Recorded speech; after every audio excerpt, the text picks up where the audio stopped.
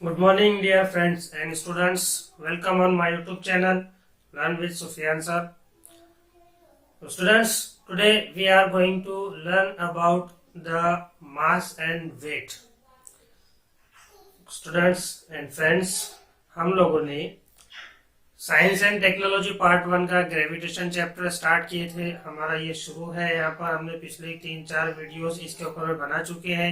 अगर आप लोगों ने वो वीडियोस अभी तक देखे नहीं होंगे तो आप प्लीज उस वीडियो को सबसे पहले देख लें, क्योंकि अगर आप शुरुआत से ये वीडियो देखेंगे तो फिर आगे की चीजें आपको क्या होंगी वहां पर समझ में अच्छे से आएंगी। अगर आप वो नहीं देख रहे और डायरेक्ट आप आगे की वीडियो देख रहे तो आपको कुछ भी पढ़ने नहीं पड़ेगा।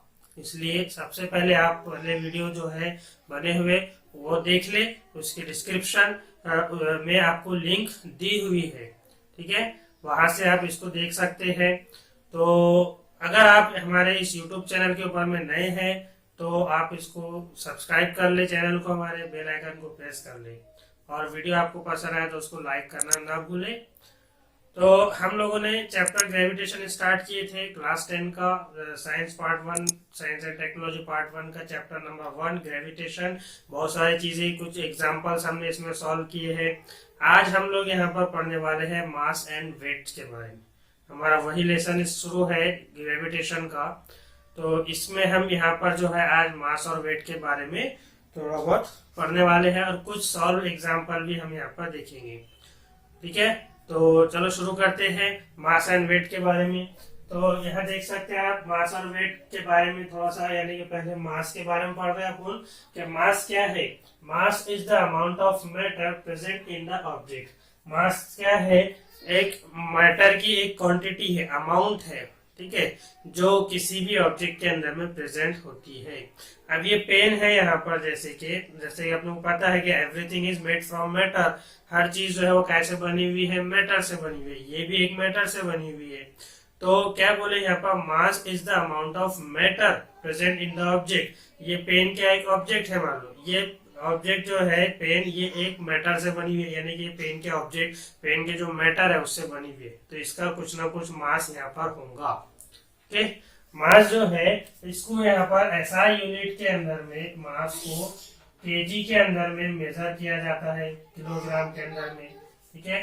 जैसे लाइक वेट को भी क्या किया जाता है? केजी, ग्राम में यूज किया जाता है। वहां पर वैसे ही मास को जो है यहाँ पर ऐसा यूनिट में, किलोग्राम में यूज किया जाता है। उसके बाद में सेकंड पॉइंट दिया हुआ है यहाँ पर कि mass is the scalar quantity. Mass क्या है? एक स्केलर क्वांटिटी है, ठीक है। यानी कि स्केलर क्वांटिटी किसे कहते हैं? Scalar quantity means which have magnitudes only, जिसका सिर्फ मैग्नीट्यूड होगा। मैग्नीट्यूड मतलब साइज, ठीक है। मैग्नीट्यूड मतलब क्या होगा? यहाँ पर साइज होगा, ओके। यानी कि स्केलर क्वांटिटी से कहते हैं जिसका सिर्फ क्या होता है? साइज, मैग्नीट्यूड होगा। एग्जाम्पल उसकी मास जो अपन पढ़ रहे हैं, लेंथ, टाइम एक्सेट्रा, ये हुआ यहाँ पर स्केलर क्वांटिटी। यहाँ तक के समझ में आ गया? क्या पढ़े हमने? मास जो है वो क्या है? Is the amount of matter present in an object. In the object, object के अंदर में प्रेजेंट मैटर की क्वांटिटी, अमाउंट, उसको अपन मास कहते हैं, जिसका ऐसा यूनिट में केजी जो है इसको मेजर किया जाता है। यूनिट इसका केजी है, किलोग्राम है। और ये मास जो है एक स्केलर क्वांटिटी है, यानी कि इसका सिर्फ मैग्नीट्यूड होता है। क्वांटिटी, स्केलर क्वांटिटी और वेक्टर क्वांटिटी अलग अलग चीजें हैं। स्केलर क्वांटिटी ओनली मैग्नीट्यूड, और वेक्टर क्वांटिटी जिसमें मैग्नीट्यूड भी होगा और डायरेक्शन भी होगा, दोनों चीजें होंगी। वो भी आगे अपन यहाँ पर पढ़ेंगे भी। तो ये इसके एग्जांपल्स हैं। उसके बाद में it's value is same everywhere, यानी कि ये जो मास है, ये मास की जो वैल्यू होंगी वो हर जगह एवरीवेयर सेम होंगी। अगर आप दूसरे प्लैनेट्स के ऊपर में भी चले गए तो वहां भी मास एज इट इज रहेगा। यानी कि अगर इमेजिन कर लो आपका यहाँ पर जो ऑब्जेक्ट है उसका मास यहाँ पर 50 केजी है, और आप चले गए मून पर या फिर मार्स पर चले गए आप दूसरे प्लेनेट पर, तो वहां भी उसका मास कैसा होगा? सेम होगा। याद रखिए, ठीक है। Mass is same everywhere. क्यों? व्हाई? इस पर भी क्वेश्चन आ सकता है कि why the mass is same everywhere. हर जगह मास सेम क्यों होता है? ठीक है, तो क्या होगा इसका आंसर?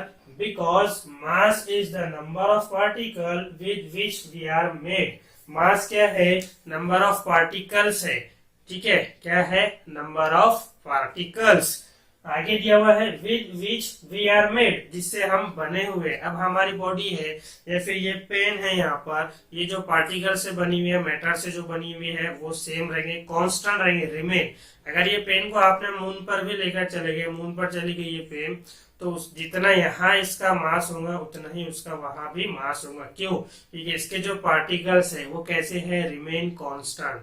सेम हमारी जो बॉडी है, अगर हमारी बॉडी का मास यहाँ पर 55 या फिर 60 केजी है, ठीक है, तो अब हम जा रहे हैं मून के ऊपर में, तो मून पर भी हमारा जो मास है वो कितना होगा, 55 या 60 केजी। जितना हमारा अर्थ पर मास है उतना ही मास वहां पर होगा। क्यों? क्योंकि हमारी जो बॉडी है, हमारी बॉडी कैसे बनी हुई है, एटम्स और सेल से बनी हुई है।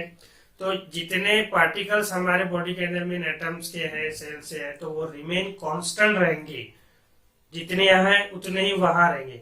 Therefore the value of mass is same everywhere. इसलिए वैल्यू ऑफ मास जो है, मास की जो वैल्यू है वो हर जगह सेम होगी। देखो यहाँ दिया हुआ है which we are made and this remain constant everywhere. तो this is the reason why the value of mass is same everywhere. ये है यहाँ पर इसका कारण कि भाई मास की वैल्यू हर जगह सेम क्यों होती है। नोट डाउन करते हुए चले आप लोग। उसके बाद में नेक्स्ट दिया हुआ है according to Newton first law. Newton का फर्स्ट लॉ के मुताबिक, इसके मुताबिक, ठीक है, 3 लॉ दिए थे न्यूटन ने। तो क्या बोला उन्होंने न्यूटन के फर्स्ट लॉ के मुताबिक, it is the measure of inertia of an object. क्या है ये? मेजर है, मेजर करना, गिनती, गिनना, ठीक है। क्या? इनर्शिया ऑन ऑब्जेक्ट, ऑब्जेक्ट का इनर्शिया है, ठीक है। यानी कि higher the mass higher is the inertia. जितना ज्यादा मास रहेगा उतने ही वहां पर इनर्शिया होगा।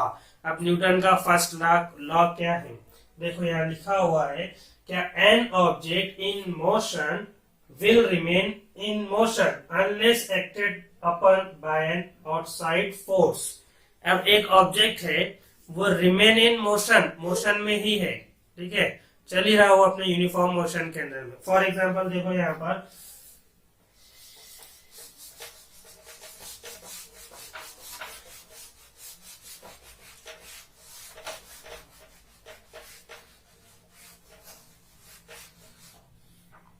अब ये यहाँ पर एक फुटबॉल रखा हुआ है, ठीक है।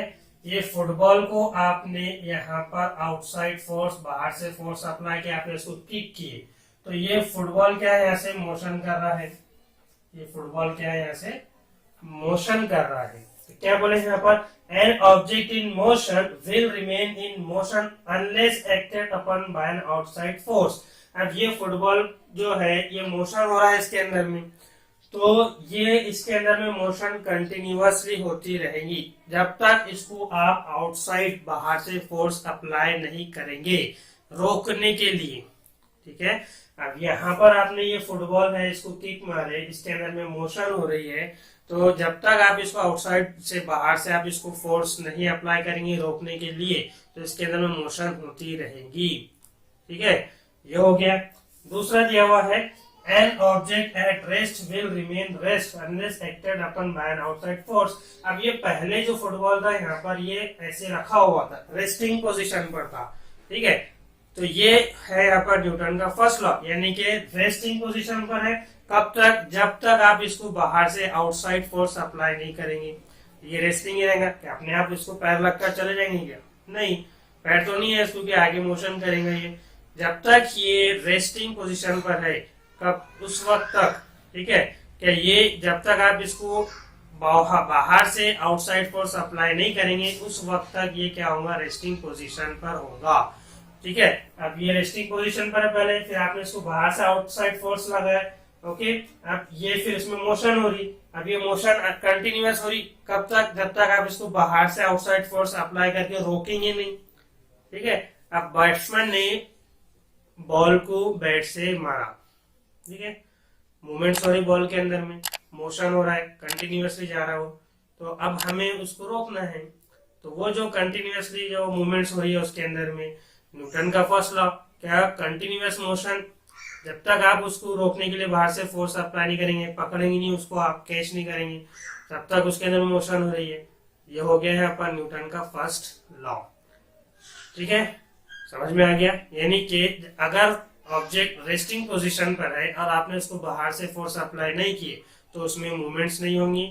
और अगर ऑब्जेक्ट इन मोशन है, ऑब्जेक्ट हरकत कर रहा है, चल रहा है, मूवमेंट्स हो रही है उसके अंदर में, जा रहा है वो यूनिफॉर्म मोशन के अंदर में, तो उसमें कंटिन्यूअस मोशन होंगी। तब कब तक? जब तक आप उसको बाहर से फोर्स अप्लाई करके रोकेंगे नहीं। ये है यहाँ पर न्यूटन्स का फर्स्ट लॉ, जिसको समटाइम्स लॉ ऑफ इनर्शिया भी कहा जाता है। यानी कि जैसे जैसे हायर द मास होगा, हायर इज द इनर्शिया। जितना ज्यादा मास रहेगा उतने ज्यादा उसकी इनर्शिया होगी। ठीक है, ये है यहाँ पर मास एंड वेट। मास के बारे में हम लोगों ने यहाँ पर पढ़े हैं। मास के बारे में हम लोग पढ़ चुके हैं। वेट के बारे में आप पढ़ रहे हैं। वेट क्या है? Weight of an object is defined as the force with which the earth attract the object. क्या है वेट? वेट जो है एक फोर्स है। क्या है वेट? एक फोर्स है जो कहाँ होती है? अर्थ के अंदर में। ठीक है, कहाँ होती है? अर्थ के अंदर में। ये अर्थ क्या करती है? उस फोर्स से, उस ताकत को पूरी अपनी उस ऑब्जेक्ट को पूरी ताकत से अपनी तरफ अट्रैक्ट करती है, खींचती है। तो उसको हम कहते हैं वेट। ठीक है, अब मान लो ये जो सरफेस है यहाँ पर अर्थ सरफेस है, इस अर्थ सरफेस के ऊपर में यहाँ पर अपन खड़े हुए हैं। ठीक है, अपन यहाँ पर खड़े हुए हैं, तो यहाँ पर अपन क्या हो गया? एक ऑब्जेक्ट हो गए। ठीक है, या फिर कोई दूसरा ऑब्जेक्ट ले लो, पत्थर वगैरह ले लो। तो ये जो सरफेस है यहाँ पर अर्थ, हमको मालूम है यहाँ पर एक फोर्स है जिसका नाम है ग्रेविटेशनल फोर्स। तो ये फोर्स अपनी पूरी ताकत से, अपनी पूरी कुव्वत से क्या कर रही है? इस ऑब्जेक्ट को अपनी तरफ खींच रही है, अट्रैक्ट कर रही है। देखो, अर्थ अट्रैक्ट द ऑब्जेक्ट, तो वो जो अट्रैक्ट कर रही है पूरी फोर्स से, पूरी ताकत से, उस चीज को हम कहते हैं वेट। यानी कि ये जो फोर्स यहाँ पर इस ऑब्जेक्ट को अपने तरफ खींच रही है, एक पूरी फोर्स से, एक ताकत से खींच रही है इसको, ये तो उस फोर्स को, उस ताकत को हम यहाँ कहेंगे वेट। समझ में आ गया वेट? ठीक है, तो अब वेट जो है उसका फॉर्मूला यहाँ पर ये है, weight is equal to force. ये फोर्स से खींच रहे हैं वेट को, तो ये बराबर होता है m into G. Small m mass और g acceleration due to gravity. हमको पता है यहाँ पर एक्सेलरेशन ड्यू टू ग्रेविटी का फॉर्मूला क्या है? g is equal to m upon R square. ये इसका फॉर्मूला है। और हमने ये भी पढ़े हैं कि ये जो वैल्यू है g की, ये क्या होती है? चेंज होती रहती है। Value of g, value of g is change everywhere. हर जगह ये क्या होती है? यहाँ पर चेंज होती है g की वैल्यू। वहां पर हमने देखे फोर्स मास के अंदर में क्या, वो कैसा होता है? कांस्टेंट रहता है, सेम रहता है हर जगह मास। लेकिन यहाँ ये जो एक्सेलरेशन ड्यू टू ग्रेविटी है, g जो है, ये हर जगह कैसा होता है? चेंज होता है। इसलिए हम यहाँ कहेंगे क्या, जो if the value of g is not same everywhere, the weight of an object change from place to place. ठीक है, यहाँ क्या है? एक्सेलरेशन ड्यू टू ग्रेविटी है, g की वैल्यू हर जगह चेंज होंगी, इसलिए वेट भी क्या होगा? हर जगह यहाँ पर चेंज होगा। ठीक है, एसआई यूनिट में इसका जो एसआई सिस्टम में इसका जो यूनिट है वो है न्यूटन। वहां मास का एसआई सिस्टम में यूनिट था, क्या था? केजी।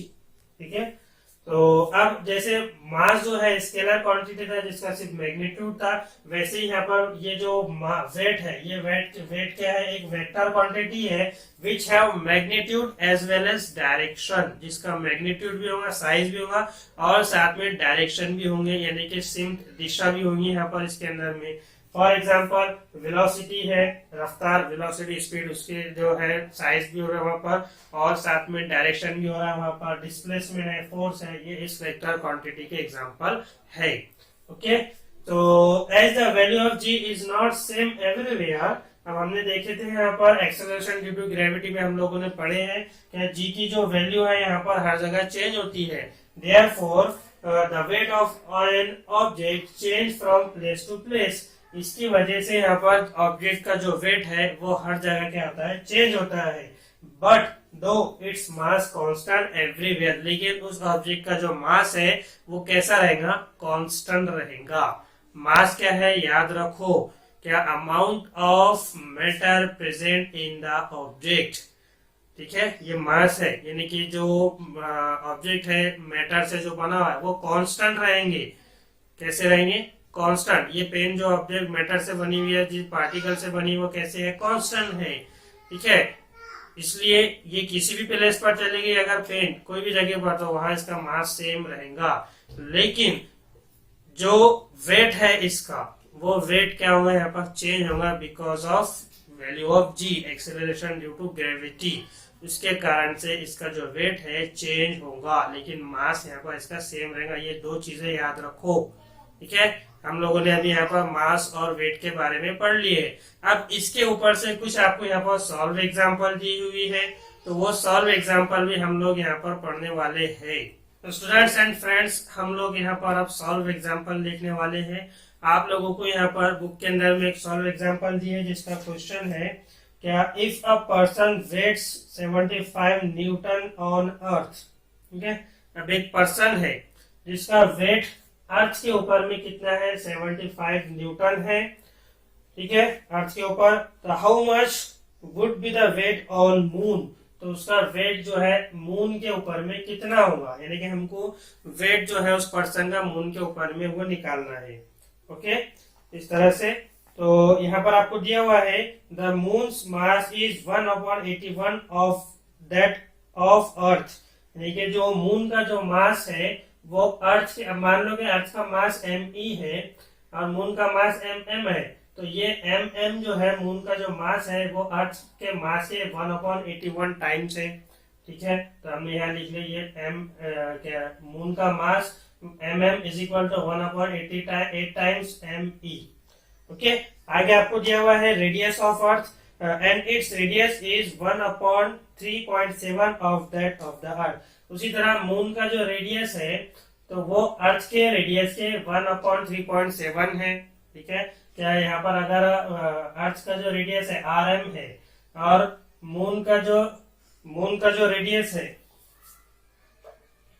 मून का जो यहाँ पर रेडियस है, मान लो कि यहाँ पर अर्थ का रेडियस re है, तो मून का जो रेडियस है rm, तो ये बराबर है re रेडियस ऑफ अर्थ के 1/3.7 के। ठीक है, यह हमारा यहाँ पर दिया हुआ गिवन है। हमको मालूम क्या करना है यहाँ पर? वेट ऑन मून के। तो इसके लिए यहाँ पर आपको ये गिवन दिया है वेट ऑन अर्थ, जो पर्सन है उसका वेट अर्थ के ऊपर में 75 न्यूटन है और मून का जो मास है वो मून ऑफ अर्थ के 1/8 टाइम्स है, यानी कि इसको अपन रीअरेंज करेंगे। यहाँ पर ये me को अपन यहाँ पर लेकर आ जाएंगे, मून का mass upon mass of earth is equal to 1/81 हो गया। ये सेम वैसे यहाँ पर करेंगे, इसको भी रीअरेंज करेंगे अपन।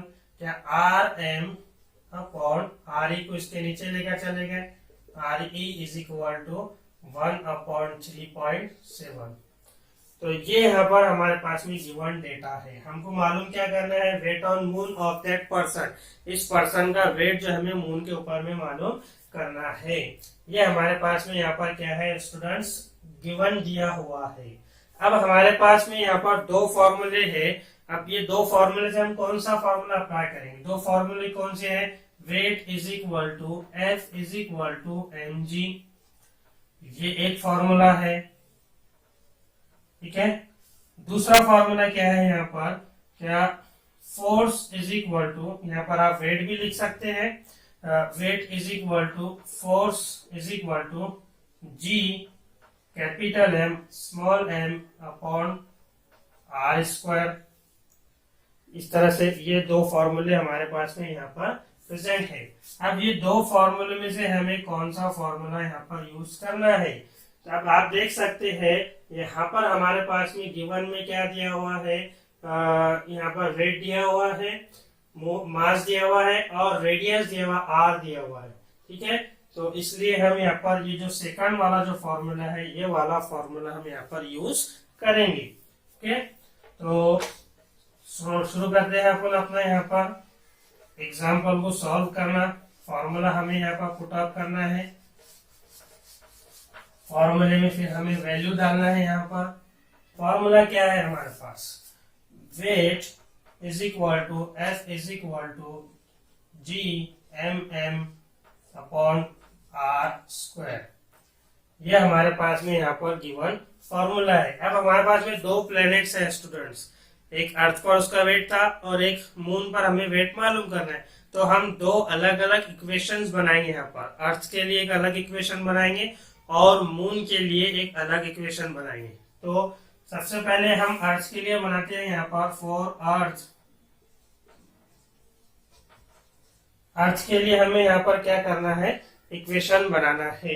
ठीक है, फॉर्मूला क्या है हमारे पास ये है, तो हम इसको इस तरह से लिखेंगे WE weight on earth is equal to G capital M mass of earth into M upon r², radius of earth यहाँ पर लिख रहे हैं अपन RE। ये हो गई हमारी इक्वेशन नंबर 1 फॉर अर्थ के लिए, जमीन के लिए हमारी ये इक्वेशन नंबर 1 बन गई है। उसी तरह अब फॉर प्लेनेट मून, अब जो मून के लिए हम यहाँ पर जो हमारा नेचुरल सैटेलाइट है अर्थ का, फॉर मून के लिए हम एक इक्वेशन बना रहे हैं। फॉर्मूला वही है हमारा WM, मून के लिए बना रहे। ठीक है, GM mass of moon into M upon r², यहाँ पर मून का रेडियस RM। ये इक्वेशन बन गई हमारे यहाँ पर दो। ठीक है, ये दो इक्वेशन हमने बना लिए। यहाँ तक के समझ में आया आप लोगों की? क्या किया हमने, गिवन निकाले यहाँ पर ये इतना सारा। ठीक है, फिर हमने यहाँ पर वेट ऑफ मून निकालना है। तो हमने यहाँ पर हमारे पास में ये जो दो फॉर्मूला थे, W is equal to F is equal to mg और W is equal to force F is equal to GMM upon r²। यहाँ पर हमको रेडियस दिया हुआ, इसलिए हमने सेकंड फॉर्मूला यूज किए थे। इसमें हमने यहाँ पर दो इक्वेशन बनाए, एक अर्थ के लिए बनाए और एक मून के लिए बनाए। ये बन गए यहाँ पर। अब हमें इस इक्वेशन को क्या करना है, हम यहाँ करेंगे डिवाइडिंग इक्वेशन 2 बाय 1, यानी कि ये जो इक्वेशन है यहाँ पर 2 इक्वेशन को हम डिवाइड करेंगे इक्वेशन 1 से। हम इस इक्वेशन को यहाँ पर स्टेटमेंट के फॉर्म में लिखेंगे। तो क्या हो जाएंगे यहाँ पर, डिवाइडिंग 2 इक्वेशन पहले आ जाएंगी WM अपॉन WE। ठीक है, WM अपॉन WE डिवाइड कर रहे हैं, इज इक्वल टू, पहले ये 2 इक्वेशन आ गई, G capital M small m, यानी कि moon of mass of moon into M upon r², divide कर रहे हैं यहाँ पर। ठीक है, डिवाइड कर रहे हैं। अब ये वाला आ जाएंगे यहाँ पर स्टेटमेंट के फॉर्म में, G is equal G moon of earth into M upon RE²। ये आ गया हमारी इक्वेशन, समझ में आ गया। डिवाइड किया हमने इसको यहाँ पर, डिवाइडिंग इक्वेशन 2 बाय 1। जो डिवाइडिंग इक्वेशन की WM जो है ये 2 ऊपर है, WE इससे अपन इक्वेशन 1 से डिवाइड करें तो ये नीचे आ गया। तो इसको इस तरह से स्टेटमेंट के फॉर्म में यहाँ पर अपन ने लिखे, पहले ये वाली वैल्यू 2 की, फिर डिवाइड वाले फॉर्म में ये वाली वैल्यू, फर्स्ट इक्वेशन की। अब हमें यहाँ से ये डिवाइडिंग का सिंबल जो है ये हटाना है, हम इसको मल्टीप्लाई करेंगे। WM ये एज इट इज रहेगा यहाँ पर, WE इज इक्वल टू, ये वाला हिस्सा एज इट इज रहेगा अपॉन r²M। ठीक है, अब डिवाइड वाला सिंबल आया यहाँ पर, तो ये हमारा क्या रहेगा, रेसिप्रोकल हो जाएंगे। इसको अपन उलट कर देंगे, RE² ऊपर आ जाएगा और GME इंटू M। ये बन गई इक्वेशन, समझ में आ गई? क्या किया हमने, इसको उलट कर दिए, ये वाले इसको मल्टीप्लाई, डिवाइडिंग का सिंबल हटा मल्टीप्लाई लाए, तो ये वाला जो हिस्सा है इस इक्वेशन का ये कैसा रहेगा, उलट हो जाएगा। तो RE ऊपर आ जाएगा और ये ऊपर की जो वैल्यू वो नीचे जाएगी। अब ये हमको कटिंग करनी है, क्या कट होगा यहाँ पर, ये G कट हो गया, ये M कट हो गया। ठीक है, अब आगे ये जैसे का वैसे रहेगा, WM upon WE is equal to, अब यहाँ पर अपन क्रॉस मल्टीप्लीकेशन कर रहे हैं, तो क्या हो जाएगा यहाँ पर, m mass of moon upon mass of अर्थ, ये दोनों, ये मास ऑफ मून और मास ऑफ अर्थ, डिवाइड बाय, यहाँ पर सिंबल आ जाएगा डिवाइड इसका मल्टीप्लीकेशन का। फिर यहाँ पर क्या हो जाएगा, R E square upon R M square. आ गया समझ में? इस तरह से डिवाइड किया, अपने क्रॉस मल्टीप्लीकेशन किए, यहाँ पर जी जी को कट किए, स्मॉल एम को कट के इनके वो किए, यहाँ पर मल्टीप्लीकेशन किए। तो अब यहाँ पर हमें इसमें वैल्यू पुटअप करनी है। क्या करनी है? हमारे को वैल्यू पुटअप करनी है। हमको निकालना क्या स्टूडेंट, ये याद रखो आप, वेट ऑन मून निकालना है हमारे को, wait on moon.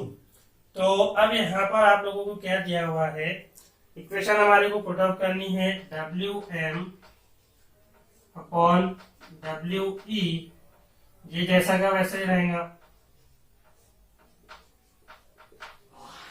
Into R E square R M square दिया हुआ आपको यहाँ पर। तो हम देख सकते हैं आर एम और आर ई स्क्वायर कितना है यहाँ पर 1/37।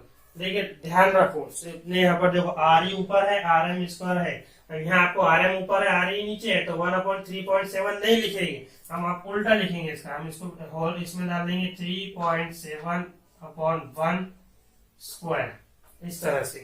ठीक है, ये आर ई की वैल्यू डाले हमने यहाँ पर। उसी तरह हमारे पास में मैन का वेट दिया हुआ 750 न्यूटन, यानी कि वेट ऑन कहाँ पर है वो, वेट ऑन अर्थ। तो हम यहाँ पर डब्ल्यू ई की जगह हम क्या डालेंगे यहाँ पर 750। ठीक है, हमने यहाँ पर 750 जो है इसकी वैल्यू डाल दिए है। अब हमें इसको सॉल्व करना है। क्या करना है हमारे को, इसको सॉल्व करना है। तो अब यहाँ पर क्या होगा, अब ये देखो यहाँ पर एक और वैल्यू पुट अप की जा सकती है, M moon of mass and moon on earth कितना दिया हुआ है 1/81। तो हम यहाँ भी जो वैल्यू है ये वाली डालेंगे इसके अंदर में, नहीं तो एक और स्टेप बढ़ जाती थी अपनी एम के लिए, इसलिए हम यही इसकी वैल्यू डाल देंगे 1/81। हो गया, इक्वेशन पुट ऑफ कर दिया अपन ने, समझ में आ गया। अब यहाँ पर हमें क्या करना है, सॉल्व करना है इसको। तो अब डब्ल्यू एम निकालना है हमारे को यहाँ पर। ठीक है, तो ये हो गया इस तरह से 1/81 इंटू, अब इसका स्क्वायर होना हमारे को कितना आएगा, इसका स्क्वायर आएगा यहाँ पर 13.69। कैसे आया, सॉल्व करके देखो, मैंने भी यहाँ पर सॉल्व किया इसको, तो इसका आंसर आया 13.69। हो गया, यहाँ तक के समझ में आ गया। अब हम क्या करेंगे, इस जो 75 न्यूटन दिया हुआ है आपको वेट ऑन अर्थ पर्सन का, इसको हम यहाँ पर 1/81 के ऊपर में लेकर चले जाएंगे। ठीक है, इसको हम कहाँ लेकर चले जाएंगे, 1/81 के ऊपर। ये हो गया वेट ऑन मून 75/81 इंटू 13.69। ठीक है, क्या हो गया, ये इस तरह से यहाँ पर ये आ गया। तो फिर आप इसको ऐसे भी लिख सकते हैं यहाँ पर 13.69। अब इसको हमें सॉल्व करना है यहाँ पर फ्रेंड्स एंड स्टूडेंट्स। तो सॉल्व करने के बाद में हमको यहाँ पर इसका आंसर मिलेगा 126 इंटू 8 न्यूटन। ये हो गया हमारा answer, weight on moon of that person. Solve करके देखना है इसको, मैंने भी यहाँ पर इसको सॉल्व किया है, सेम इतना ही आंसर आया है 126.8 न्यूटन।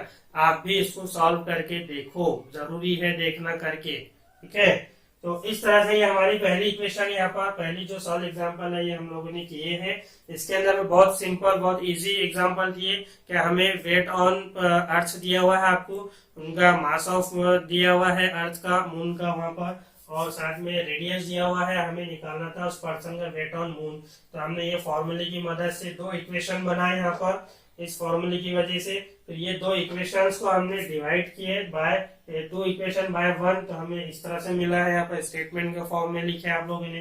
फिर यहाँ से हमें ये डिवाइडेशन का सिंबल हटाया, मल्टीप्लीकेशन लगाया, तो ये वाली इक्वेशन जो है ये क्या हो गई, उलट हो गई, रेसिप्रोकल हो गई। आर ई ऊपर आ गया, G M E into M नीचे आ गया। फिर यहाँ पर हमने कटिंग किए, जी और जी को कट किए, एम और एम को स्मॉल एम को कट किए, तो हमें ये मिला है यहाँ पर। फिर इस फॉर्मूले में हमने ये वैल्यू यहाँ पर पुट अप किए, फिर इस तरह से हमने इसको सॉल्व किया, तो हमारा आंसर आया 126.8 न्यूटन, जो कि इस आदमी का, उस पर्सन का मून के ऊपर में क्या है, वेट है। तो हम लिखेंगे यहाँ पर हमारा जो वो होगा यहाँ पर स्टेटमेंट, क्या the weight of moon of that person is to 126.8 newton. ठीक है, तो यहाँ पर आप इसको अप्रोक्सीमेट वैल्यू 127 भी लिख सकते हैं, लेकिन यहाँ पर यही लिखना है हमारे को। ठीक है, 126.8 न्यूटन। तो हम यहाँ लिखेंगे the mass of that person on moon is 126.8 Newton. ये हमारा लास्ट का सेंटेंस होगा। इस तरह से सॉल्व एग्जाम्पल है यहाँ पर स्टूडेंट्स, जो हम लोगों ने सॉल्व किए हैं। आई होप कि ये जो एग्जाम्पल है आपको यहाँ पर समझ में आ चुकी होंगी। तो स्टूडेंट्स, हमारे पास अब नेक्स्ट जो एग्जाम्पल है वो आप लोगों की जो एक्सरसाइज है उसके अंदर में बी नंबर का जो क्वेश्चन दिया हुआ है आपको एग्जाम्पल वहां पर सॉल्व करने के लिए, वो दिया हुआ है कि radius of planet A is half of the radius of planet B. दो प्लेनेट है आपके पास ए और बी नाम का, तो इसमें जो ए प्लेनेट का रेडियस है वो आर बी जो प्लेनेट है उस रेडियस का हाफ है। ठीक है, यानी कि 1/2 आर ए जो इसका रेडियस वो इस आर बी के जो रेडियस है उसका हाफ है, यानी कि R A is equal to 1/2 R B. आगे समझ में? ठीक है, क्या उसी तरह आगे दिया हुआ है आपको, if the mass of A is M A. अब यहाँ पर जो प्लेनेट ए है उसका मास एम ए है, तो फिर आगे दिया हुआ है what must be the mass of B. तो यहाँ जो बी प्लेनेट है उसका मास हमारे को मालूम करना है। यहाँ तक के समझ में आ गया? क्या है, दो प्लेनेट्स है ए और बी नाम का, तो यहाँ पर जो आर ए प्लेनेट्स का जो रेडियस है वो आर बी प्लेनेट के हाफ है, तो हमने यहाँ लिखा are is equal to 1/RB। और अगर प्लेनेट ए का जो मास है एम ए है, और तो प्लेनेट बी जो है उसका मास एम बी हमारे को मालूम करना है।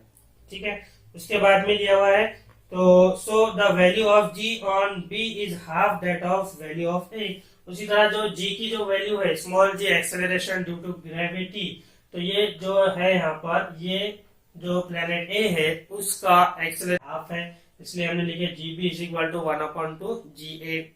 ठीक है, आगे समझ में? Okay, mass of B, planet B का मास हमको मालूम करना है। एज यूजुअल हमारे पास में यहाँ पर क्या है, देखो गिवन दिया हुआ है आप लोगों को। क्या गिवन क्या है हमारे पास, आर ए रेडियस दिया हुआ है अपॉन 1/2 आर बी। इस तरह से हमने उसको अरेंज किए। सेम जी बी जो है इसी दिया हुआ है अपने 1/2 जी ए। जी बी क्या है, ग्रेविटेशनल एक्सेलरेशन है प्लेनेट बी का, तो ये जी ए जो है प्लेनेट ए का जो जी है उसके हाफ है। रेडियस ऑफ ए जो प्लेनेट है वो रेडियस ऑफ बी प्लेनेट के हाफ है। उसको हमने रीअरेंज किया तो हमको यहाँ पर ये वैल्यू मिली है। आर बी को हमने आर ए के नीचे लेकर चले गए, जी ए को हमने जी बी के नीचे लेकर चले गए, ये वैल्यू हमारे को यहाँ पर मिल गई।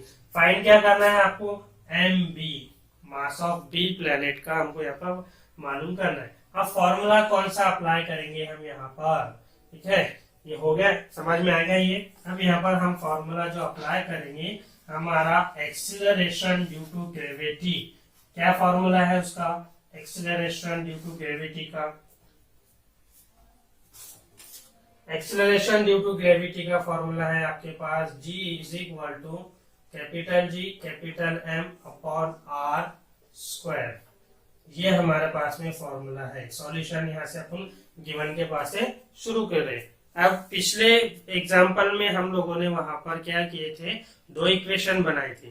ठीक है, पहली इक्वेशन वहां पर अर्थ के लिए, दूसरी इक्वेशन मून के लिए बनाए थे। यहाँ भी हमारे पास दो प्लेनेट है ए और बी, तो हम दो इक्वेशन बनाएंगे।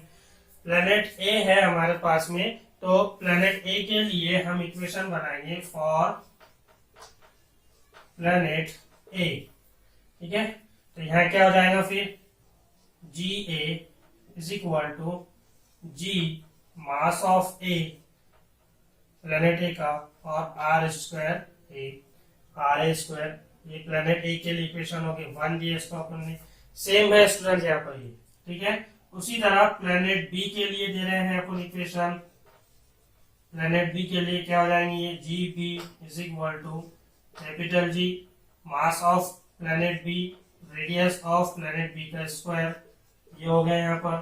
ठीक है, वैसे सेम स्टेप्स क्या, dividing by equation 2 by 1, dividing equation 2 by 1 क्या हो जाएगा, फिर 2 equation G B is equal upon G A is equal to equation G M B upon R square B R B square. Divide कर रहे हैं आप, statement के form में लिख रहे हैं, क्या हो जाएगा यहाँ पर, G mass of planet A upon radius of planet A का स्क्वायर, ये हो गया। आगे समझ में, फिर हम इसको यहाँ पर रेसिप्रोकल करेंगे तो ये हो जाएगा G G B is equal to G A upon G A, जैसा का वैसे ही आएगा, R square B divide multiplication का सिंबल आ जाएगा, ये ऊपर चला जाएगा, R A square upon G M A. ठीक है, कटिंग कर लो, कैपिटल जी कट हो गया, बचा क्या हमारे पास यहाँ पर, ये इनको एम बी और एम ए को एक तरफ कर लेंगे अपन, ये हो जाएगा G B is equal to G A is equal to G B upon G A is equal to M B upon M A multiplied by R A square upon R B square. ठीक है, आगे हमारे पास में ये, अब हम इसमें इस फॉर्मूले में यहाँ पर वैल्यू पुट अप करेंगे। जी बी अपॉन जी ए क्या है हमारे पास, ये दिया हुआ है 1/2, तो हम यहाँ 1/2 लिख लेंगे। ठीक है, M B upon M A दिया हुआ है क्या आपके पास, नहीं दिया हुआ है, तो यहाँ पर हम इसको जैसा का वैसा लिख लेंगे, M B upon M A into, अब ये स्क्वायर है यहाँ पर इसका, तो हम इसको स्क्वायर में होल स्क्वायर में डाल देंगे। आर ए स्क्वायर की value R A upon R B square दिया हुआ है आपको, यहाँ पर क्या हो जाएगा 1/2। ठीक है, फिर हम इसको सॉल्व करेंगे आगे। अब इसका स्क्वायर क्या आ जाएगा यहाँ पर 1/4 आ जाएगा। ठीक है, इसका स्क्वायर यहाँ पर 1/4 आ जाएगा। सेम है स्टूडेंट्स, घबराने की जरूरत नहीं, जो पहली एग्जांपल थी सेम वैसी है। ठीक है, वैसे ही हम इसको सॉल्व कर रहे हैं। अब यहाँ पर हमारे को इसको क्या करना है, सॉल्व करना है। तो हम क्या करेंगे, ये 4 को इसके ऊपर लेकर आ जाएंगे, ये हो जाएगा 4/2 is equal to M B upon M A. अब इसको सॉल्व करो, 2 1 जा 2, 2 2 जा 4, तो क्या आएंगी वैल्यू हमारे पास यहाँ पर 2 M B upon M A. ठीक है, अब हमको मालूम क्या करना है, mass of moon, mass of B planet मालूम करना है, तो हम ये एम ए को इधर डालेंगे, 2 को इधर लेकर चले जाएंगे, ये हो जाएगा M A is equal to 2 mass B, इस तरह से एम बी मालूम करना है हमारे को, mass of B planet B का मास, तो ये हो जाएगा मास ऑफ ए, प्लेनेट ए का जो मास है उसके ट्वाइस, उसके 2 गुना हो जाएगा वो। ठीक है, आगे ये समझ में, तो हम यहाँ लिखेंगे इसका जो स्टेटमेंट है, the mass of planet M B, the mass of planet B is twice, कितना है, ट्वाइस है, ऑफ मास प्लेनेट बी। ठीक है, यह हमारा लास्ट का स्टेटमेंट होगा। तो बहुत इजी था स्टूडेंट्स, ये भी सॉल्व एग्जांपल हमने एक्सरसाइज में भी किए, बी नंबर वाली, वहां से आप क्वेश्चन पढ़ सकते हैं। इस तरह से हमने उसको क्या किया, यहाँ पर सॉल्व किए हैं इस तरह से, पूरा सेम, बहुत इजी है। जो हमारी पहली सॉल्व एग्जांपल थी उसके जैसे ही है, फॉर्मूला भी हमने यहाँ पर यूज किया एक्सेलरेशन ड्यू टू ग्रेविटी का। के ये भी इक्वेशन मुझे पूरी उम्मीद है कि आप लोगों को ये समझ में आ चुकी होंगी। उसी तरह स्टूडेंट्स, जैसे अभी जो हमने बी एग्जांपल पढ़े हैं, सॉल्व एग्जांपल जो कि आपकी एक्सरसाइज में दी हुई है, तो वैसे ही सेम एक और एक्सरसाइज आपको यहाँ पर एग्जांपल दी हुई है सी नंबर वाली। चलो पढ़ लेते हैं, वो भी क्या दी हुई है आपको। तो आपको दिया हुआ है यहाँ पर mass and wait of an object on earth. अब एक ये अर्थ है, अर्थ के ऊपर में एक ऑब्जेक्ट रखे अपन ने, जैसे यहाँ पर उस ऑब्जेक्ट का मास जो है वो कितना है, अर्थ के ऊपर में 25 kg है, और उस ऑब्जेक्ट का वेट जो है वो अर्थ के ऊपर में 49 न्यूटन है, ठीक है, रिस्पेक्टिवली। एक अर्थ है, उसके ऊपर में एक ऑब्जेक्ट है जिसका वेट मास जो है 25 kg है और वेट जो है 49 न्यूटन है। तो what will be there values on the moon, तो उसकी जो वैल्यू यानी कि वही ऑब्जेक्ट का मास और वेट इस मून पर क्या होगा, हमको mm और wm मालूम करना है, mass of moon and weight on moon. Okay, आगे आपको दिया हुआ है assume that the acceleration due to gravity on the moon is 1/6 of that on the earth. अब आपको अज्यूम करना है यहाँ पर क्या जो वैल्यू ऑफ gm है यानी कि मून के जो एक्सेलरेशन ड्यू टू ग्रेविटी है वो अर्थ की जो एक्सेलरेशन ड्यू टू ग्रेविटी है उसका 1/6 है, ठीक है, 1/6 गुना है उसका टाइम्स है यहाँ पर। आगे समझ में मालूम क्या करना है, mass of moon and wait of moon. तो हमारे पास यहाँ पर गिवन दिया हुआ है क्या मून का जो मास जो दिया है आपको ऑब्जेक्ट का अर्थ के ऊपर में 250 kg और weight of person, weight of object on earth is 49 Newton आपको दिया हुआ है। उसी तरह यहाँ पर एक्सेलरेशन ड्यू टू ग्रेविटी दी है आपको ऑन मून जो कि अर्थ का एक्सेलरेशन ड्यू टू ग्रेविटी के 1/6 है। तो अब यहाँ पर देखो अपन ने ये जो एक्सेलरेशन ड्यू टू ग्रेविटी अर्थ लिए इसकी वैल्यू अपन ने निकाले थे ड्यू टू ग्रेविटी 9.77 मीटर पर सेकंड स्क्वायर, ठीक है, ये अपन ने एक्सेलरेशन ड्यू टू ग्रेविटी में पढ़े हैं। इसलिए आपको बार बार बोल रहे हैं कि अगर आप लोगों ने वहां पर अभी तक पिछले वीडियो नहीं देखे होंगे तो आप वो वीडियोस को देखें, आप उसको समझे अच्छे से, तब जाकर आपको आगे की ये सारी चीजें समझ में आएंगी, वरना सब ऊपर से उड़ जाएंगी, ठीक है। तो अब ये होगा यहाँ पर जी की वैल्यू हमने यहाँ पर डाल दिए। तो अब ये हम इसको यहाँ पर सॉल्व करेंगे तो हमारे पास आंसर आएगा 1.63 मीटर पर सेकंड स्क्वायर। सॉल्व करके देखना है आप लोगों को, ठीक है। तो अब हमें मालूम क्या करना है, मास ऑन मून, ठीक है, वेट ऑन अर्थ, अर्थ के ऊपर में हमें ऑब्जेक्ट का मास निकालना है। अभी आप लोगों ने अगर गौर करे होंगे तो हम लोगों ने पिछले अभी जो है इस वीडियो के स्टार्टिंग में पढ़े हैं क्या जो मास रहता है वो कैसा रहता है, हर जगह सेम रहता है। क्यों रहता है वो भी उसका रीजन लिखे हमने, ठीक है। तो यहाँ पर हमारे पास में जो है दो फॉर्मूले हैं, W is equal to F is equal to mg, ये एक फॉर्मूला है, और एक है W is equal to F is equal to gmm upon r square, ये दो फॉर्मूले। तो क्या आप बता सकते हैं इन दो फॉर्मूले में से हम यहाँ पर कौन सा फॉर्मूला यूज करेंगे। देखो यहाँ पर रेडियस दिख रहा है क्या आपको, नहीं दिख रहा है, सीधी सी बात है, इसलिए हम ये वाला फॉर्मूला यूज नहीं करेंगे, हम ये वाला फॉर्मूला यहाँ पर यूज करेंगे, ठीक है। तो चलो फॉर्मूला लिख लेते हैं यहाँ पर, W is equal to F is equal to mg, ये आगे हमारे पास में यहाँ पर इसका फॉर्मूला। अब इस फॉर्मूले से पहले एक चीज हम यहाँ पर लिखेंगे क्या, मास के बारे में, ठीक है। हम लिखेंगे यहाँ पर मास, यहां पर लिख लेते हैं मास रिमेन कांस्टेंट, ठीक है, मास रिमेन्स कांस्टेंट, यानी कि जो mm है मून पर जो मास है, अब यहाँ अर्थ का मास कितना है आपके पास 25 kg, तो ये भी 25 kg ही होगा, ठीक है। यानी कि हमारे को पहला जो आंसर है मास ऑन मून वो मालूम पड़ गया, ठीक है, मास ऑन मून हमको मालूम पड़ गया है, क्योंकि मास जो है वो हर जगह कैसा होता है, सेम होता है, अपन ने इस वीडियो के स्टार्टिंग में पढ़े हैं। ओके, अब हमको मालूम क्या करना है, वेट ऑन अर्थ। तो हमारे पास में ये फॉर्मूला है यहाँ पर, बहुत इजी है, वेट ऑन अर्थ मालूम करना, वेट ऑन मून यहाँ पर वेट ऑन मून मालूम करना है हमारे को। तो क्या लिखेंगे हम यहाँ पर, Wm is equal to m into G, ठीक है, m इंटू जी। अब m मास कितना दिया हुआ है हमारे पास 25 kg दिया हुआ है, 25 इंटू जी की वैल्यू कितनी है हमारे पास, ये आ गई यहाँ पर जो है 1.63।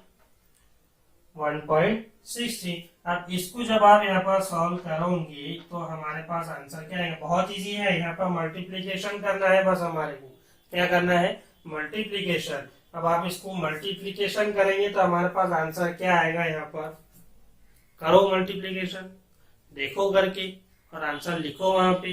तो हमारा आंसर क्या आएगा, 80 8.17 न्यूटन। ये हमारे पास में क्या आएगा, आंसर आएगा। इस तरह से यहाँ पर हमारे को क्या मिलेगा, इसका आंसर मिलेगा। दोनों चीजें मिल गई हमारे को। मास ऑन मून कितना होगा, 25 kg, and weight on moon क्या होगा उस ऑब्जेक्ट का, 8.17 होगा। तो हम लिखेंगे यहाँ पर क्या, मास on moon is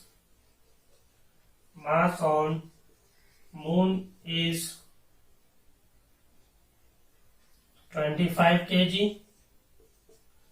and weight of object on moon is 8.17 Newton. यहाँ भी हम लिख सकते हैं mass of object on moon is 25 kg। ये हमारा इस इक्वेशन का, इस जो सॉल्व एग्जांपल है हमारी न्यूमेरिकल, उसका आंसर होगा। तो इस तरह से फ्रेंड्स एंड स्टूडेंट्स, हम लोगों ने यहाँ पर जो है आज पढ़े हैं मास और वेट के बारे में। उसके अंदर में हमने देखे हैं एक्सेलर, अपने जो मास है वो हर जगह सेम होता है, लेकिन वेट जो है वो due to the earth gravitational force, earth due to gravity जो है, एक्सेलरेशन ड्यू टू ग्रेविटी, उसकी वजह से क्या होता है, यहाँ पर चेंज होता है वेट। ठीक है, जैसे कि आप इस एग्जांपल में देख सकते हैं कि वेट जो है उस ऑब्जेक्ट का अर्थ के ऊपर में 49 न्यूटन था, तो मून के ऊपर में चेंज हो गया, वो 8.17 हो गया यहाँ पर। ठीक है, ग्रेविटी की वजह से। तो ये हम लोगों ने देखे हैं मास एंड वेट पे। फिर हमने वहां पर सॉल्व एग्जांपल देखे हैं, 3 सॉल्व एग्जांपल देखे। एक तो बुक के अंदर में सॉल्व की हुई थी, वो भी हमने अच्छे से समझे हैं, और दूसरे 2 एग्जांपल जो है आपको यहाँ पर जो है इसके अंदर में दिए हुए एक्सरसाइज में बी और सी वाले, वो भी हम लोगों ने देखे हैं। इस तरह से स्टूडेंट्स, तो ये हम लोगों ने आज पढ़े हैं। आई होप कि आपको ये सारी चीजें, ये सारे इक्वेशंस जो है, प्रॉब्लम्स आपको अच्छे से और क्लियरली समझ में आ चुके होंगे। ठीक है, तो जाने से पहले अगर आपको हमारा ये वीडियो पसंद आया है, आपको ये सारी चीजें जो है अच्छी लगी है, आपको इक्वेशन समझ में आई है, मास और वेट समझ में आ चुका है, वेक्टर और स्केलर क्वांटिटी समझ में आ चुकी है, तो जरूर और जरूर हमारे इस वीडियो को आप लाइक करें और चैनल को सब्सक्राइब करके बेल आइकन को प्रेस करके, ठीक है, हमारे इस वीडियो को कंप्लीट करें। ओके, तो thank you for watching the video.